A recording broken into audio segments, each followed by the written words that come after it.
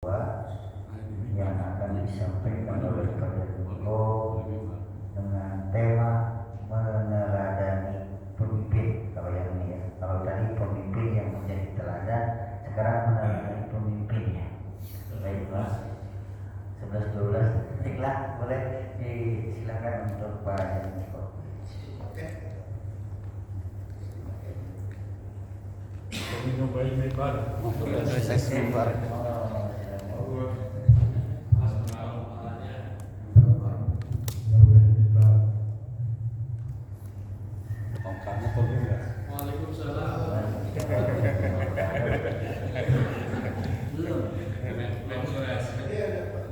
Bismillahirrahmanirrahim. Assalamualaikum warahmatullahi wabarakatuh. Waalaikumsalam warahmatullahi wabarakatuh. Pertama dan yang paling utama adalah kita panjatkan puji syukur kepada Allah Subhanahu wa taala bahwa pada pagi ini pada sholat subuh kita insya Allah masih diberi kesehatan, sehat walafiat, sehingga bisa berkumpul dalam rangka rutin setiap Sabtu pagi di Masjid Al-Iman, yaitu Baligo. Salam dan salam kita sampaikan kepada junjungan Nabi Muhammad SAW, manusia teladan bagi kepentingan manusia, sehingga insya Allah jejak-jejaknya kita bisa mengikuti agar insya Allah di akhirat nanti mendapatkan syafaatnya. Yang kami hormati Ketua DKM Pak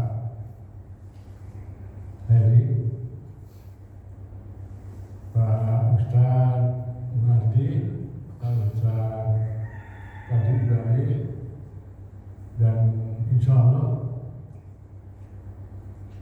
pemimpin baru dari Majelis Syuro Pak Mudarman dan rekan-rekan semuanya.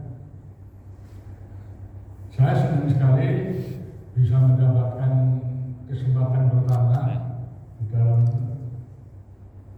kepemimpinan DKM ini, yang mana koordinator Baligo memberikan satu tugas, yang satu pemimpin teladan, yang satu meneladani pemimpin. Pusing juga sama-sama teladan. Pintar juga beliau. Tapi saya lihat kira-kira ini teladan itu kata kerja. Tetapi referensi ini kan saya dapatkan dari berbagai sumber, ya, di antara dari medsos juga, di antara dari literasi, bagian-bagian saya mencoba rangkum dalam perspektif Islam tentunya.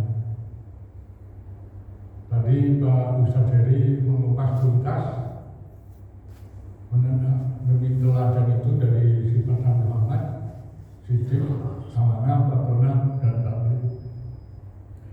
Saya pada sisi praktisnya yang bisa dilihat, meneladani pemimpin yang pertama adalah integritas moral. Integritas moral itu berarti jujur, tidak bohong, atau berakhlak. Ayatnya adalah tadi disampaikan surat Al-Qalam ayat 4. Tapi yang saya bacakan saya nggak hafal seperti. Yang kedua, integritas kinerja. Jadi yang satu itu jujur, berakhlak, yang satu rajin. Kita tidak mungkin seorang pemimpin jujur, akhlaknya baik, tapi malas. Yang bisa harus rajin. Ayatnya ada ayatnya. surat Al-Insyirah surat 19 ayat 7. Faiza faragta fansab, setelah melakukan suatu pekerjaan, kerjakanlah pekerjaan yang lain. Itu adalah bukti bahwa kita ini harus rajin, nggak boleh menunda-nunda pekerjaan, apalagi. Yang ketiga adalah adil. Adil itu di banyak ayat Al-Quran banyak. Salah satunya adalah An-Nahl ayat 90. Ayat ini hampir setiap khotib pada saat mau turun mimbar selalu dibacakan. Innallaha ya'muru bil adl. Seterusnya nggak hafal juga saya. Kenapa ayat adil ini dibacakan di depan khotib? Seminggu sekali. Kenapa? Ini yang banyak umat Islam kurang memahami. Karena setelah sholat Jumat itu dimanapun tempatnya, di depan mimbar itu banyak pejabat bupati kalau di kabupaten, pejabat gubernur, bahkan gubernurnya kalau di gubernuran, bahkan di istana pun jamaahnya itu presiden dikasih pesan untuk berbuat adil. Karena kalau berbuat adil itu harus punya kekuasaan. Kita kalau nggak punya kekuasaan nggak bisa berbuat adil.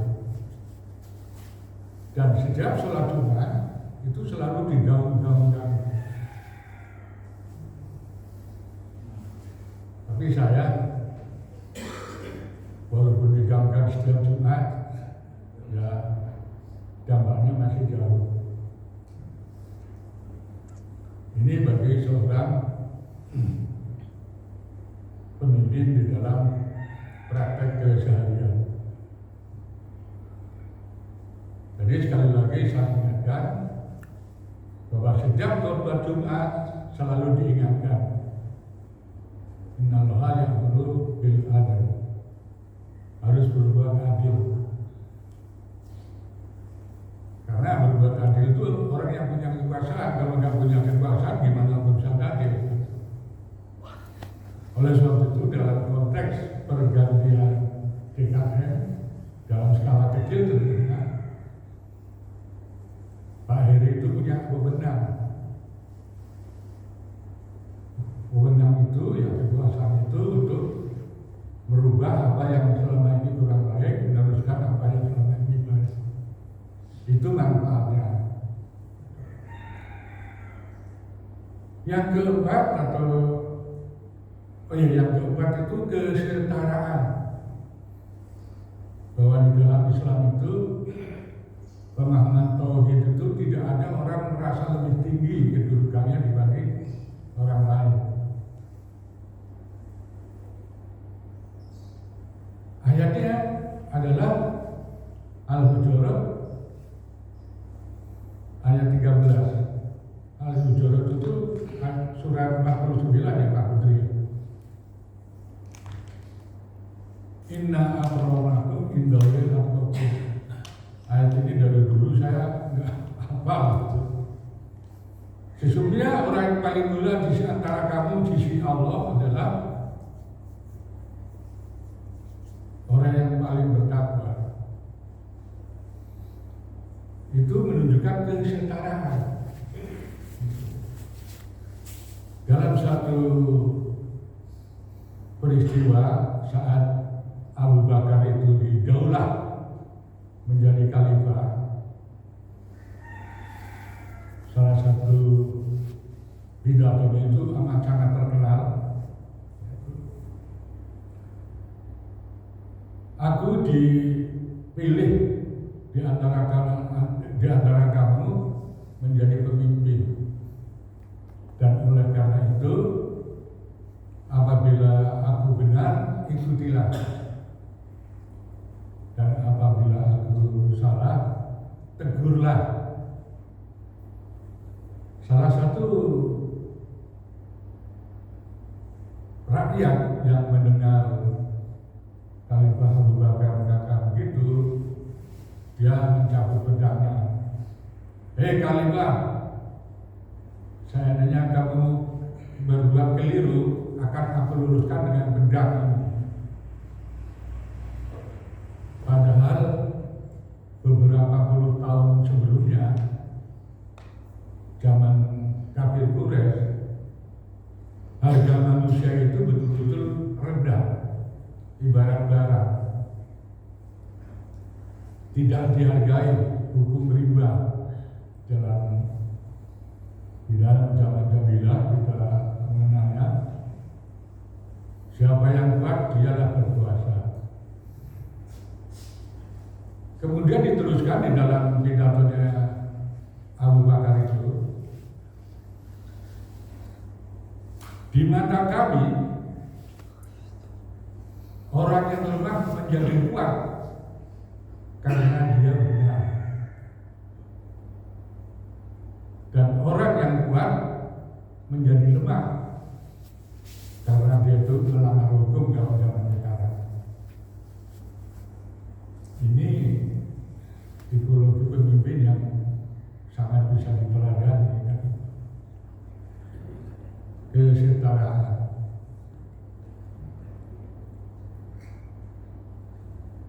Dan yang terakhir adalah tawakal.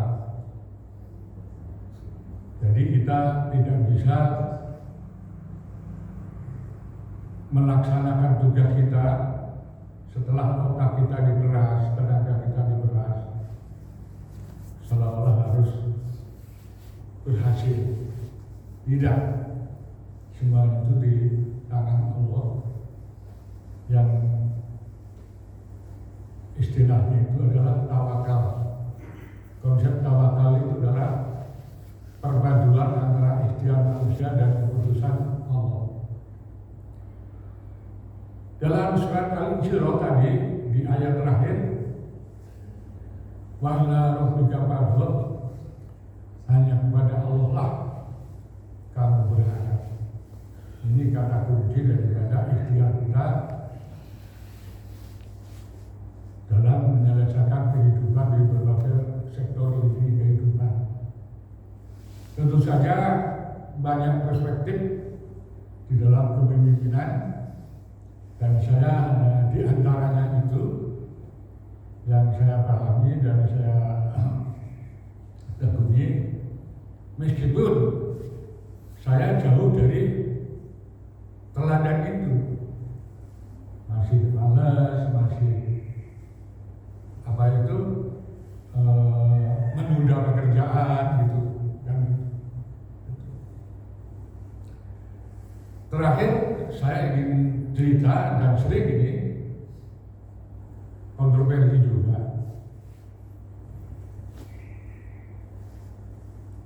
Di negara Skandinavia, Swedia, Skotlandia, itu termasuk 10 negara bahagia di dunia.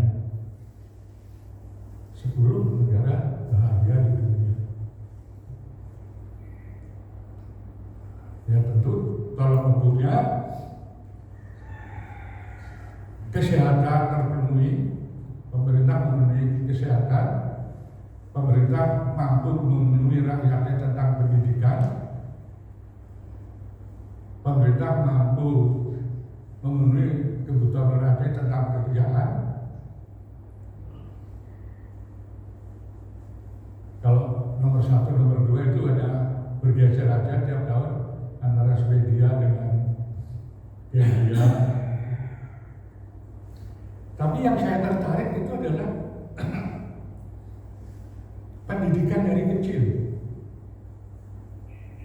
pendidikan dari usia dini. Seandainya mau pipis, diantar ke toilet oleh orang tuanya. seandainya mau buang sampah diantar oleh orang tuanya ke tempat buang sampah. Dan rasa empati dalam dirinya itu selalu dibangkitkan. Kalau ada barang hilang, tanya, ini barang milik siapa? Menurut orang. Kalau hilang di mana?